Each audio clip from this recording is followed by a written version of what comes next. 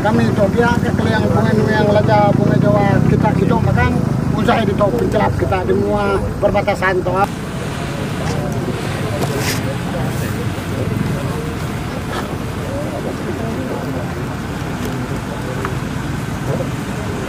Pecah kan ya?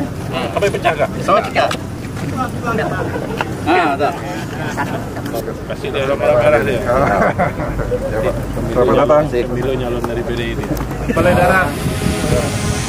Kembali. Nih, kalau balai darat.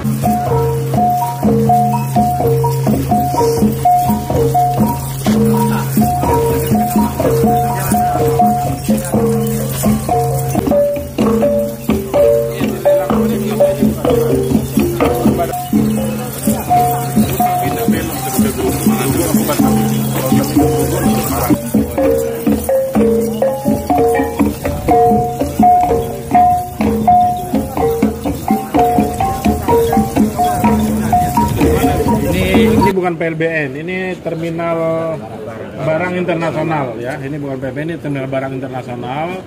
Ini nanti kalau perdagangan kita sudah buka dengan Malaysia ya, nanti di sini bisa numpuk kontainer, bisa parkir truk dan seterusnya.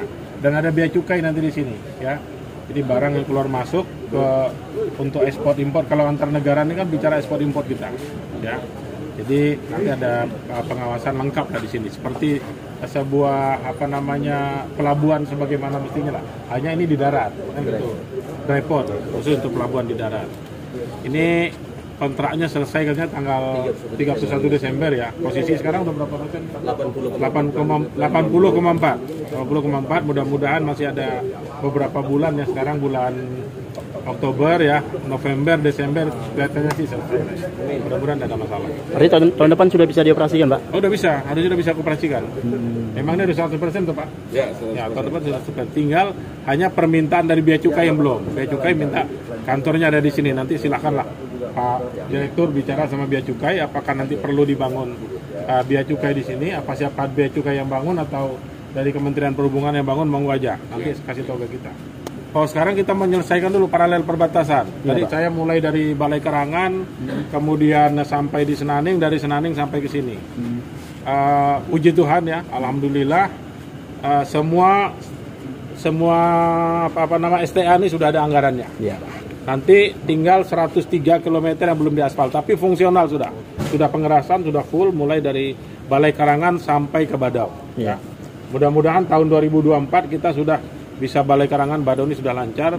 Memang masih menyisakan ada 103 kilo dari 237 kilo. Dari 237 kilo nanti ada tersisa 103 kilo yang belum aspal. Tapi sudah fungsional ya, sudah LPA Pak ya, sudah pengerasan. Nah, mudah-mudahan 2024 kita bisa anggarkan yang 103 ya, mungkin kelihatannya mau 2025 atau 2026 ini baru clear aspal mulai dari Badau sampai ke Balai Karangan. Pak, informasinya Pak, Badau Umpana agak terhenti, agak terhambat, benar Pak? Tadi kita ada sebentar sedikit karena di situ ada lokasi banjir ya. Siap. Ada agak siksak pemasangan jembatan, karena masif juga pekerjaan di situ ya, jadi memang ya perlu bersabar sedikit lah. Kalau namanya membangun itu kan pasti ada efek ya. Ada kendala di lalu lintas itu wajar. Kalau enggak, kapan kita mau bangun gitu loh. Nah, adanya kegiatan ya semua ada pengertian dari masyarakat. Kita berharap, kita bersabar biar proses pembangunan ini berjalan lancar. Ada Pak Bupati di sini, mohon dukungannya Pak Bupati untuk seluruh kegiatan, Pak Camat ya, Pak Danramil, Pak Kapolsek ya, mohon dibantu, saya titip. Mudah-mudahan dana yang sudah kita anggarkan ini bisa cepat diselesaikan, dan kalau ini jalan sudah baik, toh masyarakat yang menikmati. Ya. Kalau kita ini kan jarang-jarang kemari kan, nah masyarakat sekitar yang menikmati. Oleh karenanya masyarakat sekitar diperlukan dukungannya supaya proses pembangunan berjalan dengan lancar.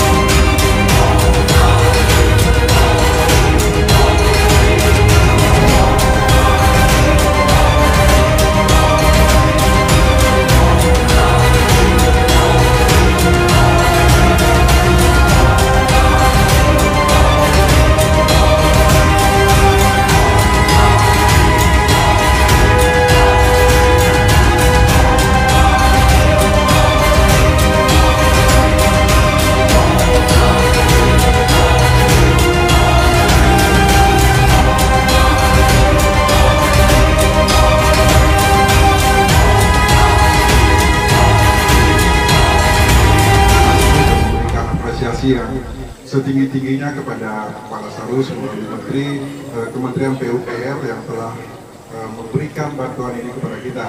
Dan ke depan kita terus berharap agar BSBS ini terus diberikan kepada kita, karena di Kabupaten Kapuas Hulu masih terdapat rumah tidak layak huni, dan ini kita berharap dengan adanya BSBS ini masyarakat kita bisa menikmati rumah yang layak huni. Dan demikian juga beberapa hal yang disampaikan oleh Pak Kades tadi, mungkin ada yang ingin saya tanggapi terkait dengan pembangunan infrastruktur jalan yang menuju ke Desa Nyabau. Ini memang menghubung dua desa, yaitu Desa Nanganyabau dan Desa Nangalau.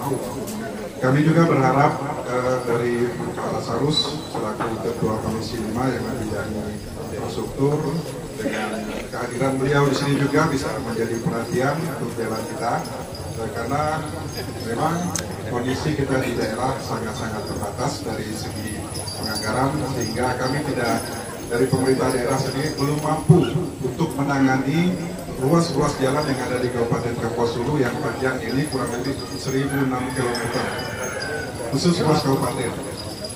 Nah, dengan adanya Pak Lasarus, tentu saya yakin harapan-harapan masyarakat ke depan terkait dengan infrastruktur ini bisa kita wujudkan bersama. Saya yakin itu, karena beliau sudah berkomitmen untuk membantu kami di Kabupaten Kapuas Hulu terkait dengan pembangunan infrastruktur yang ada di Kabupaten Kapuas Hulu.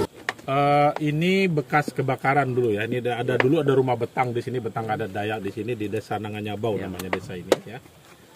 Pada tahun 2020 kebakaran. Bulan Juli 2020 kebakaran. 2020 kan? 2019 Pak. 2019 sorry. Kebakarannya bulan Juli 2019. Ya. Terus kita datang ke sini, saya dengan Pak Bupati waktu itu belum jadi bupati.